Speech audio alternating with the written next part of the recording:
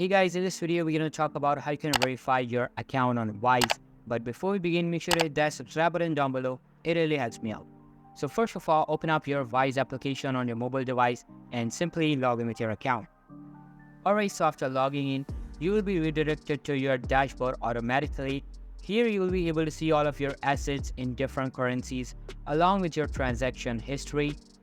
So you can see that there is no such option in the application that suggests a verification of your account. So what you need to do is select Add Money button located at the top left corner of your screen. Select the preferred currency and then just tap on Continue. Now it will ask you for your country your ID is based upon. Simply select your permanent residential country, then just select Next and choose between the type of document you want to use to verify your identity.